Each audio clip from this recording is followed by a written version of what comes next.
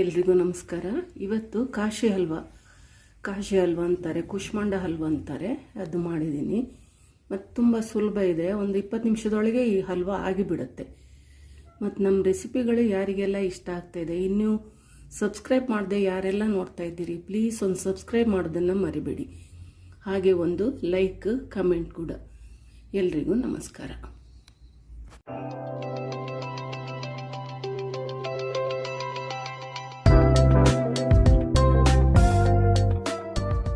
ನೋಡಿ, ಎಲ್ಲ ಕಟ್ ಮಾಡಿ ತುರಿದಾಗಿದೆ. ಈಗ ಇದನ್ನು ಹಿಂಡಿ ತಗೊಳ್ಳೋ. ನೀವು ನೀರು ಬೇಕಾದರೂ ಹಾಕ್ಕೊಳ್ಬೋದು, ಆದರೆ ತುಂಬ ಲೇಟ್ ಆಗುತ್ತೆ. ಇದು ಈ ಥರ ಫುಲ್ ಹಿಂಡಿ ತಗೊಳ್ತೀನಿ, ಬೇಗ ಆಗುತ್ತೆ. ಪೂರ್ತಿ ಕ್ಲೀನಾಗಿ ನೀರೆಲ್ಲ ಹಿಂಡಿ ತಗೊಳ್ತೀನಿ. ನೋಡಿ, ಕರೆಕ್ಟ್ 1 ಬೌಲ್ ಆಗಿದೆ ಇದು. ಮತ್ತು ತಿರುಳು ಬಿಸಾಡಬೇಕಾಗಿಲ್ಲ, ಅದನ್ನು ಸ್ವಲ್ಪ ಮಿಕ್ಸಿಗೆ ಹಾಕಿ ರುಬ್ಬಿ ಸೋಸಿ ತಗೊಳ್ಬೋದು. ಯಾಕಂದರೆ ಜಾಸ್ತಿ ಆಗೋದಿಲ್ಲ, ಎಷ್ಟೇ ದೊಡ್ಡ ಗುಂಬಳಕಾಯಿ ಇದ್ರೂ ಸ್ವಲ್ಪನೇ ಆಗೋದು. ಈ ಥರ ಸೋಸಿ ತಗೊಳ್ಬೋದು. ನೋಡಿ, ಇಷ್ಟು ಸೋಸಿದ ನೀರು ಸಿಕ್ಕಿದೆ. ಇದನ್ನು ಬಿಸಾಡಬೇಕಾಗಿಲ್ಲ. ಇದಕ್ಕೆ ಸ್ವಲ್ಪ ಬೆಲ್ಲ ಹಾಕಿ ಕುಡಿದ್ರೆ ಒಳ್ಳೆ ಒಂದು ಡ್ರಿಂಕ್ಸ್ ಆಗುತ್ತೆ, ಜ್ಯೂಸ್ ಆಗುತ್ತೆ. ಮತ್ತು ಇಲ್ಲ ಅಂತಂದರೆ ನೀವು ತರಕಾರಿ ಎಲ್ಲ ಬೇಯಿಸುವಾಗ ಈ ನೀರನ್ನು ಯೂಸ್ ಮಾಡ್ಬೋದು. ತರಕಾರಿ ಬೇಯಿಸ್ಲಿಕ್ಕೆ ಇರ್ಬೋದು, ಬೇಳೆ ಬೇಯಿಸ್ಲಿಕ್ಕೆ ಇದನ್ನು ಉಪಯೋಗ ಮಾಡ್ಬೋದು. ತುಂಬ ಹೆಲ್ತಿಗಂತೂ ತುಂಬ ಒಳ್ಳೆಯದಿದು. ನೋಡಿ, ಕರೆಕ್ಟ್ 1 ಬೌಲು ನನಗೆ ಗುಂಬಳಕಾಯಿದು ತಿರುಳು ಸಿಕ್ಕಿದೆ. ಇದು ತಿರುಳು, ಇದು ಗುಂಬಳಕಾಯಿದು. ಕರೆಕ್ಟಾಗಿ 2 ಬೌಲ್ ಇದೆ. ತಿರುಳು ಬಿಸಾಡೋದು ಬೇಡ, ಯಾಕಂದರೆ ತುಂಬ ಜಾಸ್ತಿ ಆಗೋದಿಲ್ಲ. ನೀವು ನಾನು ತೆಗೆದಿದ್ದೆ 2 kg ಇತ್ತು, ಅದು 2 kg ಮೇಲೆ ಇತ್ತು. ಆದರೆ ನಂಗೆ ಸಿಕ್ಕಿದಿಷ್ಟೇ, ಅದರಿಂದ ತಿರುಳು ಬಿಸಾಡಬೇಡಿ. ನೋಡಿ, ಗ್ಯಾಸ್ ಮೇಲೆ ಒಂದು ಪಾತ್ರೆ ಇಟ್ಟಿದ್ದೀನಿ, ಸ್ವಲ್ಪ ತುಪ್ಪ ಹಾಕ್ತಾಯಿದ್ದೀನಿ ಇದಕ್ಕೆ. ನೋಡಿ, ತುಪ್ಪ ಕರಗಿದೆ. ಈಗ ಸ್ವಲ್ಪ ಡ್ರೈ ಫ್ರೂಟ್ಸ್ ಹಾಕ್ತೀನಿ. ಯಾವುದೇ ಡ್ರೈ ಫ್ರೂಟ್ಸ್ ಹಾಕ್ಕೊಳ್ಬೋದು. ಒಂಚೂರು ಫ್ರೈ ಮಾಡ್ಕೊಳ್ಳೋ. ಡ್ರೈ ಫ್ರೂಟ್ಸ್ ಫ್ರೈ ಆಗ್ತಾ ಬರುವಾಗ ಒಂದು ಸಣ್ಣ ಕಪ್ಪಲ್ಲಿ 1 ಕಪ್ಪು ಚಿರೋಟಿ ರವೆ ಹಾಕ್ಕೊಳ್ತಾ ಇದ್ದೀನಿ. ಒಂದು ಸ್ವಲ್ಪ ಫ್ರೈ ಮಾಡ್ಕೊಳ್ಳೋ. ಇದನ್ನು ಸಾಕಿಷ್ಟು ಬೇಗ ಫ್ರೈ ಆಗುತ್ತೆ ಚಿರೋಟಿ ರವೆ. ಇದನ್ನೀಗ ತಗೊಳ್ತೀನಿ ಬೇರೆ ಪಾತ್ರಕ್ಕೆ. ಈಗ ಅದೇ ಪಾತ್ರಕ್ಕೆ ತುರಿದಿಟ್ಟು ಗುಂಬಳಕಾಯಿ ಇದೆ ನೋಡಿ, ನಾವು ನೀರೆಲ್ಲ ಹಿಂಡಿ ಇಟ್ಟಿದ್ದು ಅದನ್ನು ಹಾಕ್ಕೊಳ್ತೀನಿ. 2 ಬೌಲ್ ಇದೆ. ಇದನ್ನೊಂದು ಸ್ವಲ್ಪ ಫ್ರೈ ಮಾಡ್ಕೊಳ್ಳಿ, ಒಂದು ಸ್ವಲ್ಪ ಹೊತ್ತು ಫ್ರೈ ಮಾಡ್ಕೊಳ್ಳಿ. ನೀರೆಲ್ಲ ಹಿಂಟಿರೋದ್ರಿಂದ ಬೇಗ ಆಗಿಬಿಡುತ್ತೆ. ನೀರು ಜೊತೆನೂ ಹಾಕ್ಕೊಳ್ಬೋದು, ಆದರೆ ತುಂಬ ಹೊತ್ತು ಬೇಕಾಗುತ್ತೆ. ಈ ಥರ ಹಿಂಟೋದ್ರಿಂದ ಬೇಗ ಆಗುತ್ತಿದ್ದು.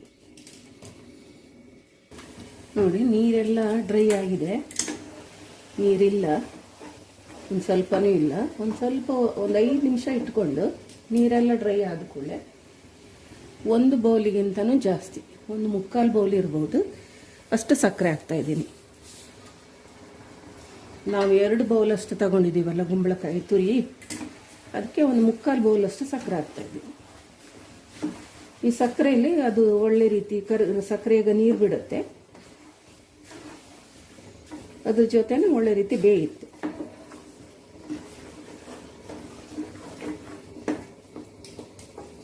ನೋಡಿ, ನೀರು ಬಿಡ್ಲಿಕ್ಕೆ ಶುರುವಾಯಿತು.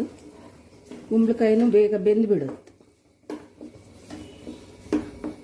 ನೋಡಿ, ನೀರು ಬಿಟ್ಟಿದೆ, ಕುದೀತಾ ಇದೆ. ಮತ್ತು ಗುಂಬಳಕಾಯಿ ತುರಿಯೋದೊಂದು ಮಾತ್ರ ಕೆಲಸ ಅನ್ನೋದು ಬಿಟ್ಟರೆ ಬೇಗ ಆಗಿಬಿಡುತ್ತೆ. ಈ ಕಾಶಿ ಹಲ್ವಾ ಅಂತಾರೆ, ಕುಷ್ಮಾಂಡ ಹಲ್ವಾ ಅಂತಾರೆ, ತುಂಬ ಬೇಗ ಆಗುತ್ತೆ. ತಿನ್ಲಿಕ್ಕೆ ಮಾತ್ರ ತುಂಬ ಟೇಸ್ಟು, ಹೆಲ್ತಿಗಂತೂ ತುಂಬ ಒಳ್ಳೆಯದು.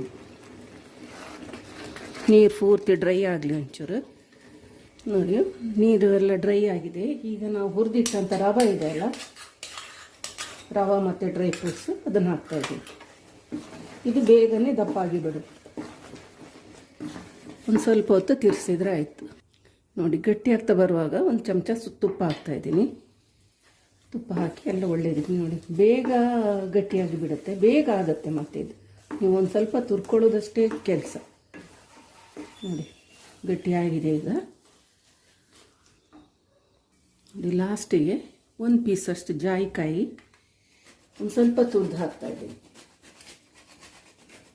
ಯಾವುದೇ ಸ್ವೀಟಿಗೆ ಜಾಯಿಕಾಯಿ ಹಾಕೋದ್ರಿಂದ ಹೆಲ್ತಿಗೂ ತುಂಬ ಒಳ್ಳೆಯದು.